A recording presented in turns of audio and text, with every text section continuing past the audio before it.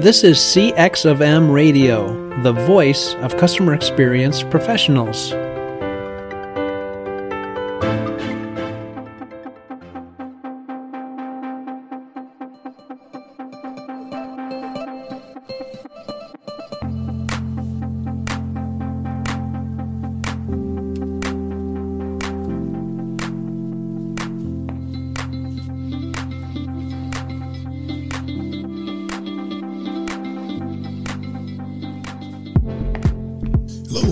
To another World of UX podcast. This is your host, Darren Hood. Thanks for taking the time to join us on today.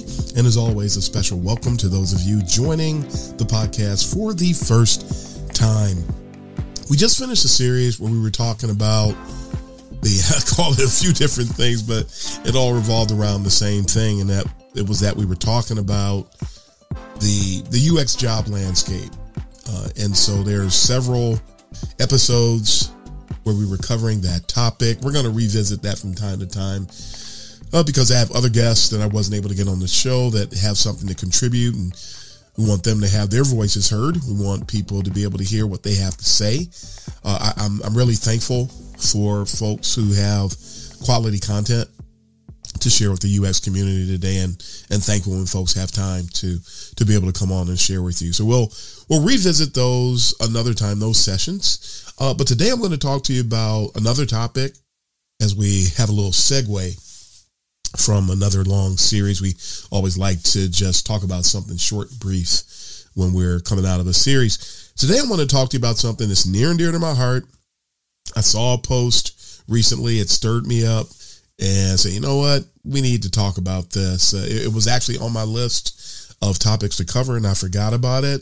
And this is going to be another one of those episodes where people are not going to be happy about what I'm going to share today. But folks, this is critical, and we need to hear it. We need to digest it, and we need to execute on it. And I've got a long history of talking about things that people don't want to hear. But these are things we need to hear, things we need to embrace, things we need to digest.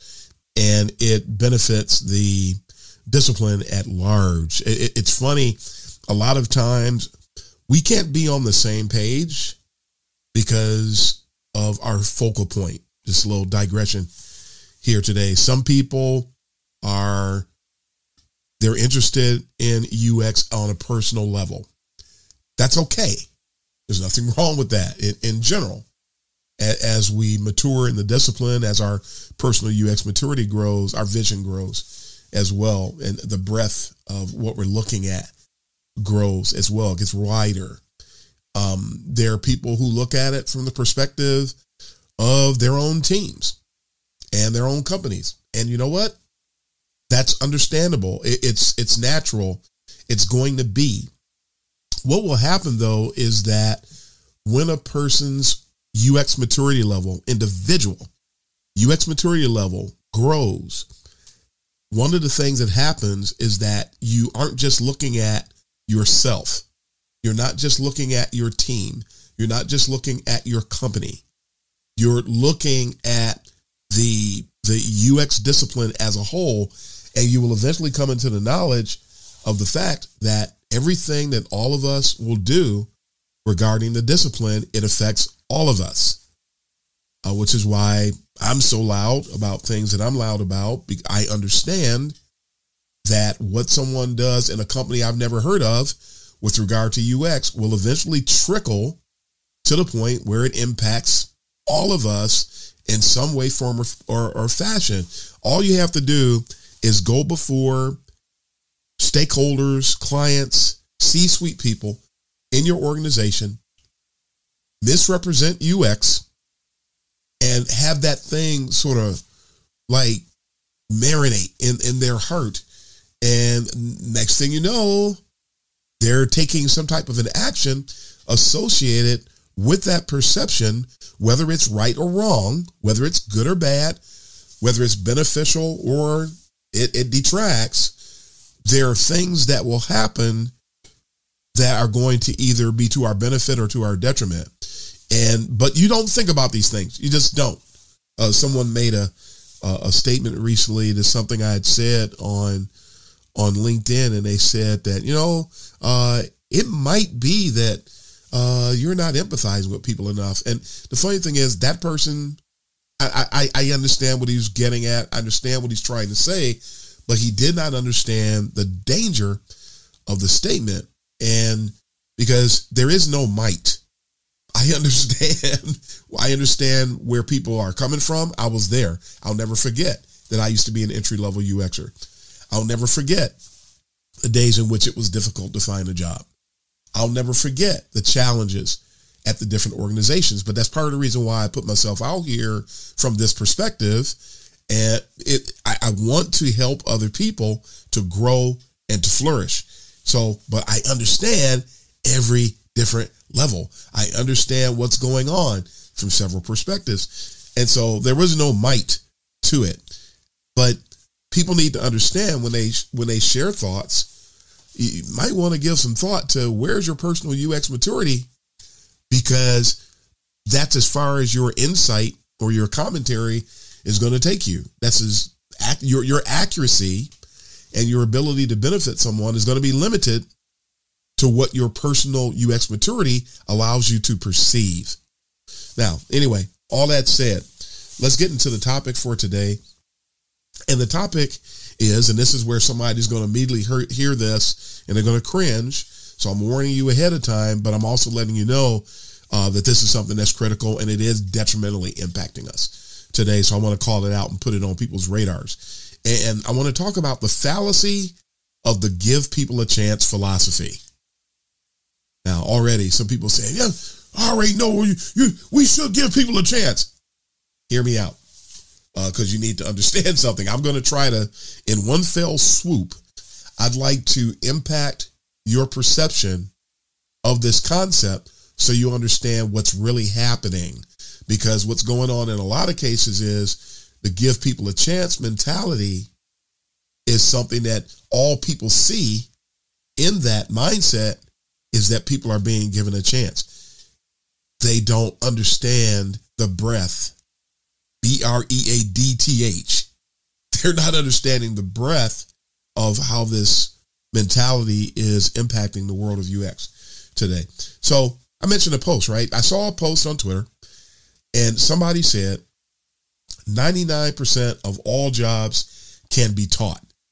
Then they said give period, people period, a period, chance period.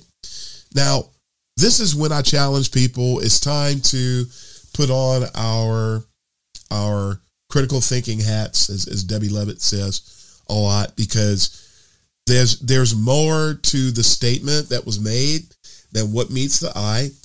And people hear it and they think, yeah, you're right. 99% of all jobs can be taught. And I'm going to be a little anal in breaking this thing down.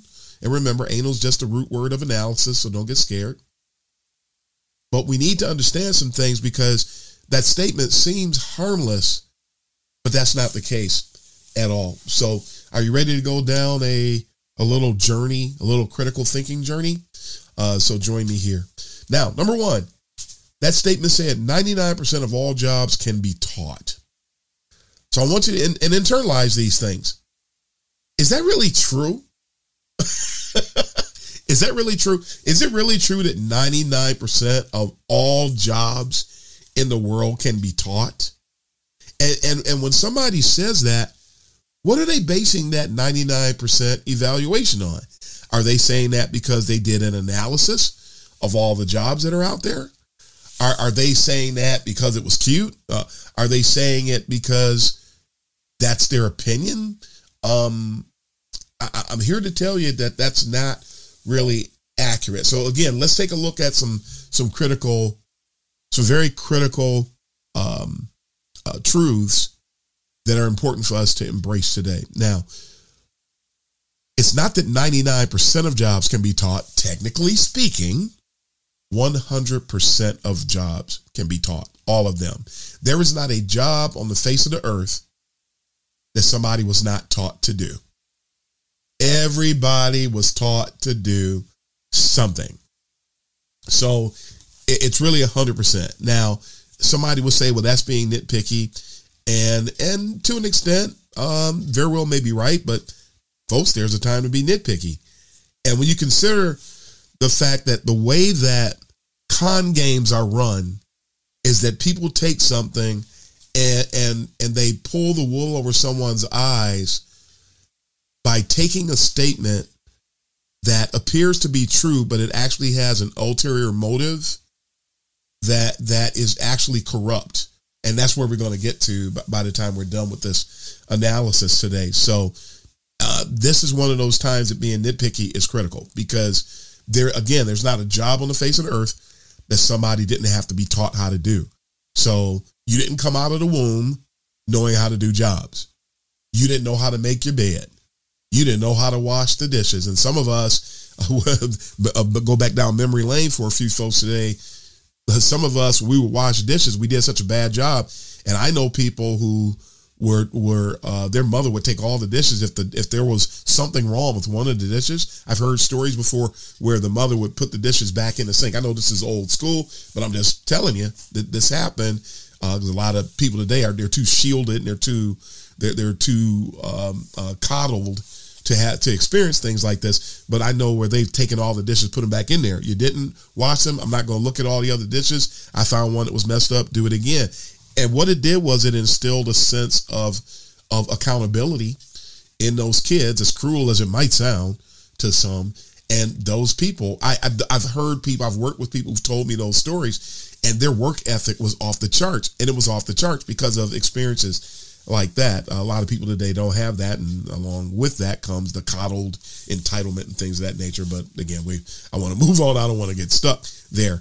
100% of all jobs can be taught. And I think when you look at just those examples that I shared with you, you know that is accurate. So there's something afoot when someone says 99% of all jobs can be taught. And the funny thing is, the person could have said 100% of all jobs can be taught, and it would have better supported part of where they were going. But that little bitty thing that's wrong with that statement is usually a sign that there's something coming behind it that's really going to be worse. And I'll show you what I mean by that. And it's not just a statement, it's the concept. So everybody learn how to do what they do, right? Now, here's the one thing I found in my observation. The people that appear to be the loudest saying, give me a chance or give us a chance, and sometimes it's people saying, give them a chance. Most of the people who do this, and we'll take the give them a chance folks and put them aside for a few moments. The give me a chance or give us a chance are usually younger people. From a UX perspective, they're usually seeking their first gig in UX. Now, they feel the way that they feel, not because they see injustice and they're crying out about it. They don't feel the way they feel because they think that people are being robbed of an opportunity that they are entitled to. They feel that way because they want a job, and because of this need and because of that passion, it actually has them, whether people realize it or not, that mentality is coming from a state of bias. So people want the job. They think that they're being blocked. So that's where some people get the gatekeeper thing from, because they think that they're being gatekept from getting a job. And we're gonna talk about that before we wrap up here today. But folks, that's not the case at all. It is a biased mindset. The person who posted it, very, very young. Hey, you want to get a UX? Great. You want to start establishing your UX career? Fantastic. All for you. I'm happy for you. I'm pulling for you. Do what I can to support you. But we can't coddle people. That's not a good thing. And so people need to understand that there's a bias at work, a really critical bias. And truth be told, give you a little bit of the end from the beginning here. The only people they want to give a chance to, or I should say it the right way, the only people they're interested in getting a chance is really starts with them and maybe other people like them. And then it just sort of dies off after that. It actually, there's no genuine sentiment about this give people a chance thing. It's self-serving. And we'll call that, I know there's another name for it, but for today, I'm going to call it the self-serving bias today. So, you're the one that's going to benefit. So you're concerned about it being an issue. And then as soon as you get that job, let's see how long you'll notice that they'll stop talking about it after that. And that's because they're not really interested. It's not really about somebody being given a chance. It's about them being given a chance. Now, go on this little journey, side journey, if you will. At the beginning of somebody's career, or maybe if they're switching careers, a person is passionate and eager to get their first job, right? And it's normal. Again, that's fine. And we support you. We're pulling for you.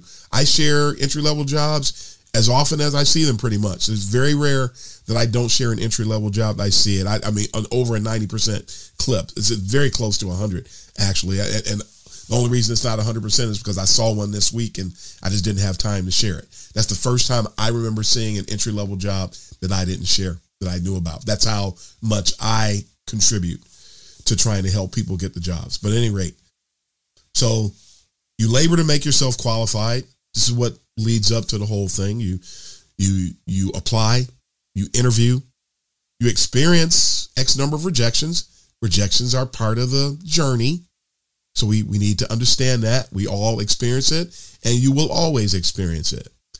You finally land a gig, celebrate, and folks, again, the cycle just repeats. Now, if at any time somebody experiences rejection and connects their rejection to what they feel is an improper or unfair sense of advantage, this is how that self-serving bias kicks in to play. That's when people take to the soapbox. That's when people get frustrated, and then they want to do something about it. They get loud, and they go to Twitter, they go to LinkedIn, they spend all this time talking about how you know what, we're being gatekept. You know what, they need to give me a chance. They need to give us a chance. Why are they stopping us? Anybody can learn how to do the work. And it's a facade. A lot of the people who are saying it don't even realize that it's a facade, but it's really a facade. One of the things we need to understand, and I've said it a lot recently, so I say it again today, when it comes to being a new UXer, entry-level jobs are in the gross minority. They are not plentiful in UX or any other discipline, for that matter. They're not plentiful, and if you're going to go that route, instead of feeling a sense of entitlement, like somebody owes you a job, be ready to play the long game. Be ready some people, it'll be a shorter wait than others, but remember that the entry-level jobs are, they don't come up all that often. So it's going to be a bit. And especially when you consider that, Google graduated over 300,000 people from their program, and think about it. That means, are there 300,000 people? In a sense, yeah. There's 300,000 people competing for the same job you're competing for, at least in a position to qualify for that same job, even if they don't know what's available or they did not apply. That's the market.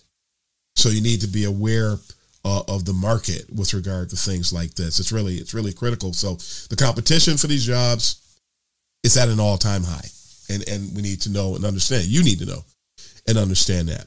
So if you're new to UX, it can take a while. So be patient.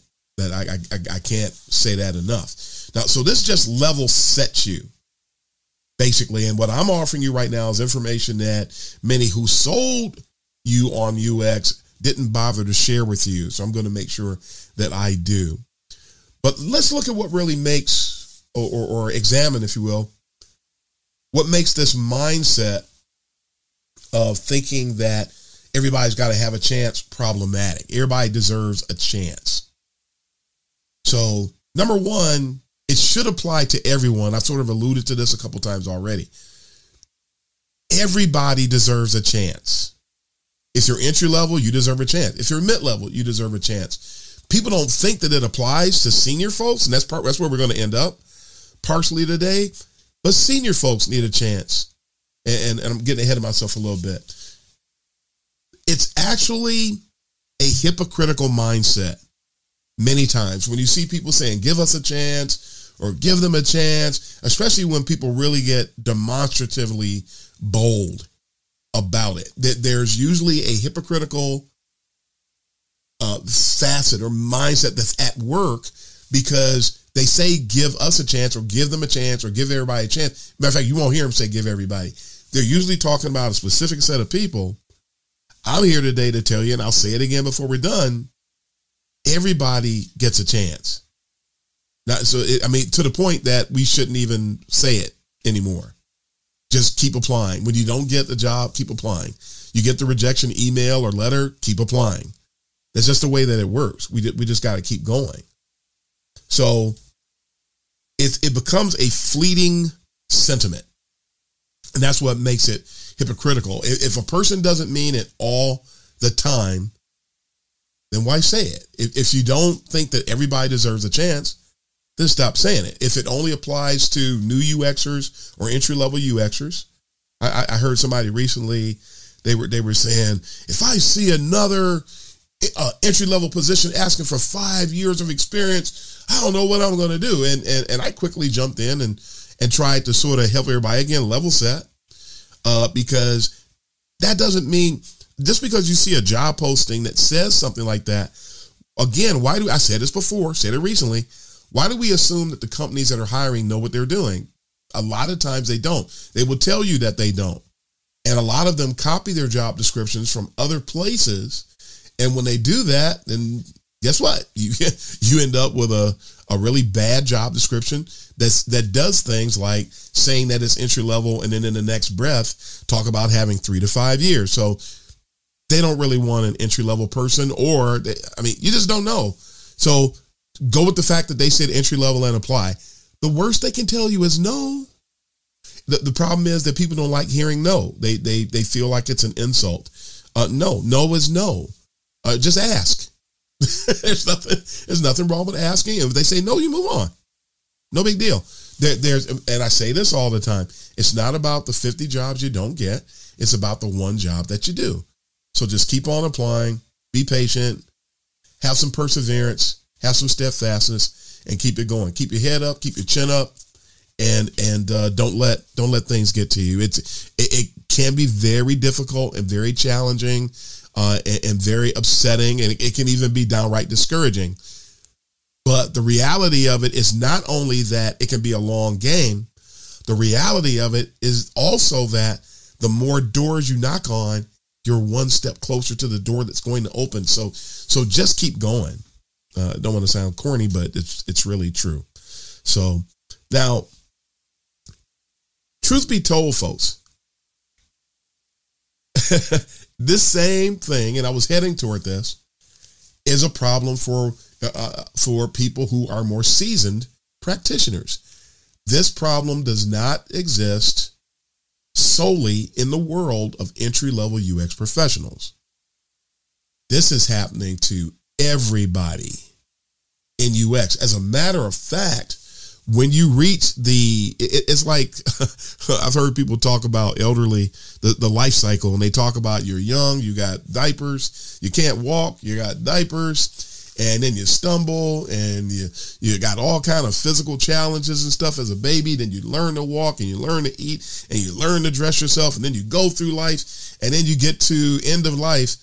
And depending upon what kind of health you're in, it's ironic, somebody said, I heard somebody say recently, it's very ironic that you end up in the same exact type of state. A lot of people do, where it's people have to take care of them.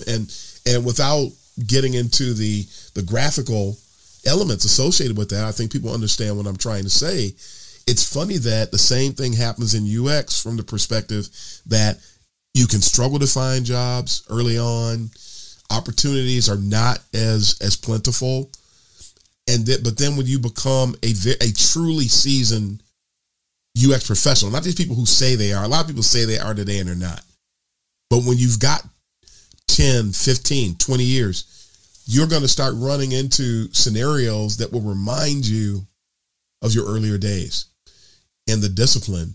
But there's even a caveat along with that. Did you know that many people being hired into UX roles today actually lack qualifications, which is another reason why, I mean, just like we said, a lot of companies, they don't know how to write their job descriptions. A lot of companies don't know how to hire either.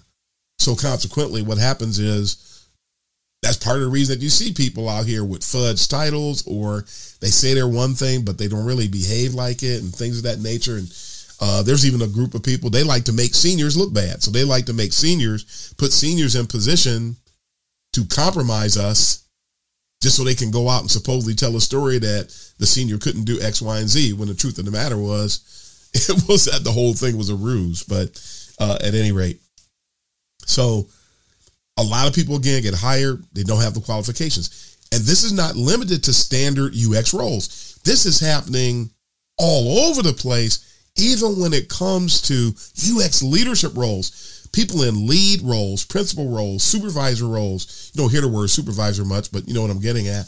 The manager roles, the director roles. A lot of these people who are being hired into these roles today are not qualified. Now, if you don't believe me and you have the ability to do this, the willingness to do it, go to LinkedIn, because that's the only place you can see this stuff, and look at people, the positions that they're in. You interact with people a lot. You see people making posts. You see people responding to posts. You see people liking things. Just randomly, just go and search for people on LinkedIn and look up UX directors or senior UXers. Things of that nature, and look at their work histories. And when you see people who are directors and they've been doing UX all of, as I jokingly say, often 5 minutes, in other words, a very brief period of time, that's not in alignment. I mean, there was a day when I first got into UX, my earlier days, and I'm talking about when I was at full time in UX, doing it during the day all the time. Things are a little different from a standpoint of how you ascend in UX. And if you didn't have 10 years, you weren't getting a senior title in 2007, 2008, 2009. That wasn't happening. You had to have at least 10 years. And today people are getting a senior title. They've got 1 year, 2 year, 3 years, 4 years. Directors who have 4 and 5 years. Hey, an opportunity came up and somebody walked into it. That's basically what happens in a lot of those instances. But the reality of it is the personal UX maturity level of that individual is not what's being demonstrated, is not in alignment with what and who they are. From a standpoint of from a title perspective. So I've seen people who it says that they're directors and they got 3 years of experience and they've only worked at one company. And that can happen too. I get it. But there's a misrepresentation that takes place to the discipline at large. So if you don't believe me that things are out of sync, just go and look up work histories. You'll see exactly what I just mentioned. You'll see people all over the place. I've seen people who have 4 years of experience and they're managers.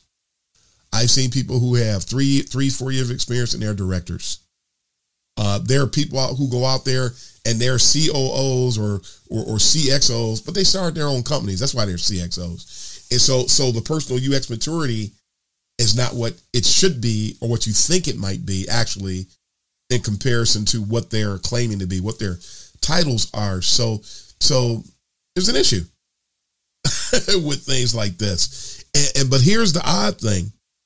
You rarely see somebody working in UX who's been in UX for a great deal of time.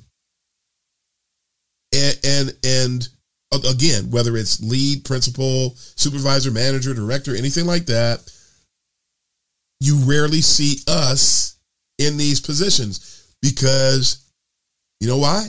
Because nobody is giving us a chance. Isn't that ironic today? The give us a chance chant is all happening with regard to junior UXers when it actually, the concept that people are speaking of is actually applicable across the discipline. So it's not just for early UXers. It's something that should be happening in a broad manner. So here's the irony and the hypocrisy. It's true seniors that aren't being given a chance. The funny thing is, we are qualified. to do it. And guess who's actually stopping us most times? Guess who's really stopping the true seniors from getting a lot of these roles? It's the people who are either saying or used to say, give us a chance. And in some cases, it's these other people that are saying, give them a chance. And they feel that, because there's a lot of senior UX practitioners, real senior practitioners who've been practicing UX for 10, 15, and 20 years. And they come across somebody who has been practicing longer than them, and the inferiority complexes, they abound in UX, and they don't want to give somebody such as myself. I know a lot of people like me, they don't get the chance to be in one of these roles because they don't want to look bad, or they feel like they don't even want to hire us a lot of times to work as seniors or principals under them because they don't want to be outshined. And so it's pretty weird. And again, the irony of that is really something. So again, folks need to be given a chance across the board. There are people who, given an opportunity, and personally, I know, again, it's me being nitpicky, but I prefer the word opportunity over chance. There are people that I do acknowledge and I do understand that if you give somebody an opportunity, if they have the makeup, they'll make the most of it. You won't regret it. And it's a beautiful thing when you see something like that happen, when you see someone being offered an opportunity. When I see people get opportunities, I'm excited for them. But I also understand that all things should be done decently and in order. And when you give somebody a chance, but you slam the door on someone else that's actually qualified for the same chance you were willing to give an unqualified person, folks, that's just downright dysfunctional. And it's not going to pan out for everybody in the long run. So in closing, please know and understand, UX is falling apart at the hinges. It really is today. And one of the reasons why it is that people who have the know-how, people who know how to direct the ship, are not getting opportunities. And what happens is it hurts the discipline at large. Again, I'm happy when somebody gets a chance. I'm glad when somebody gets an opportunity, but things need to be done properly, because if the people who weren't qualified get opportunities above those who were qualified, it's not gonna, that's not gonna end well. It simply isn't gonna end well. So everybody deserves an opportunity. That's my take. Everybody deserves an opportunity. But when I say everybody, I mean everybody. And there's a time when the entry-level person needs an opportunity. There's a time when the mid-level person needs an opportunity. There's a time when the more senior practitioner needs an opportunity. Everybody needs an opportunity.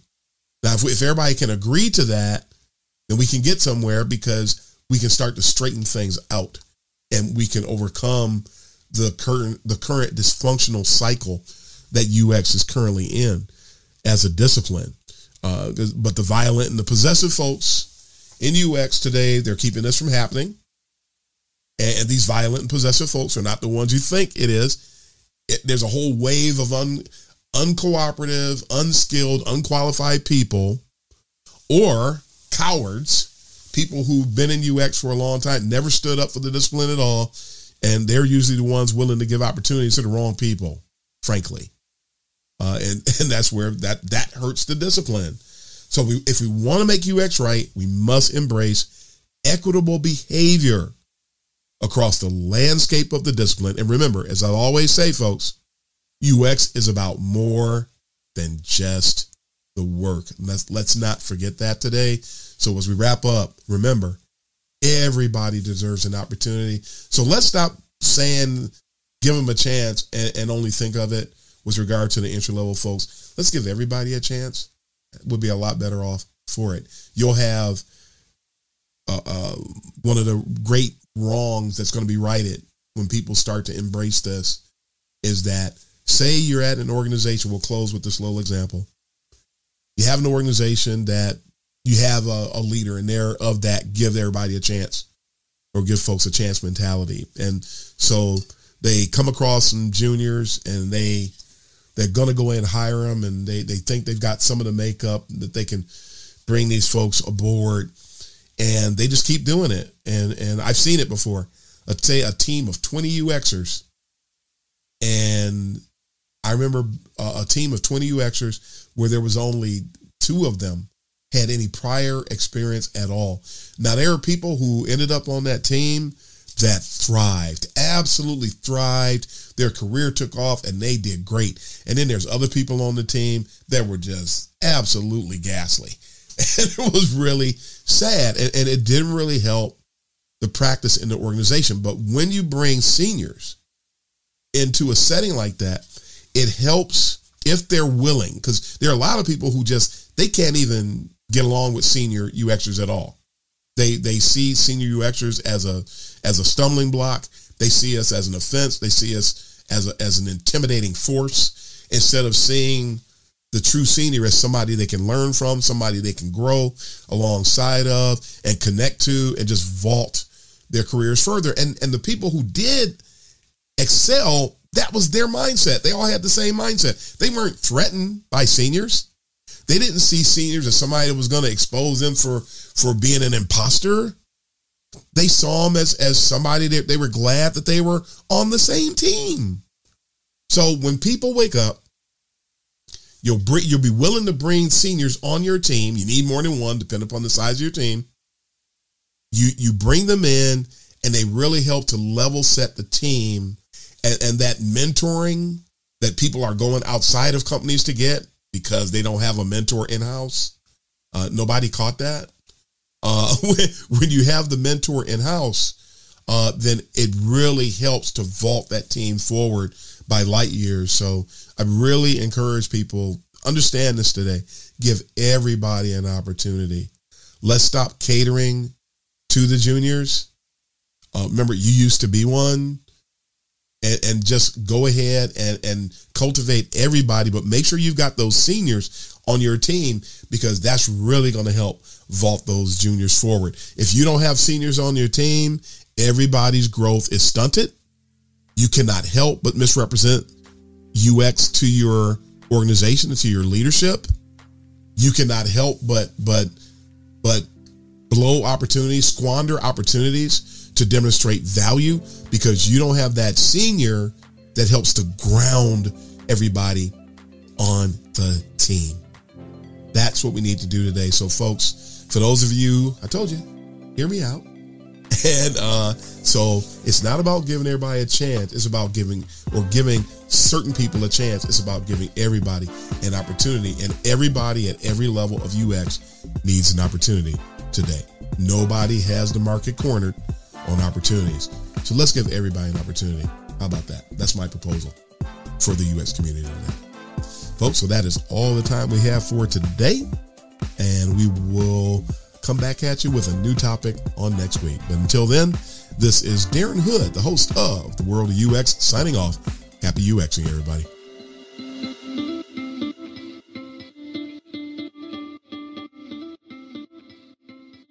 Thanks for joining us for this session of CX of M Radio. Be sure to rate, review, and subscribe to the show, and visit cxofm.org for more resources.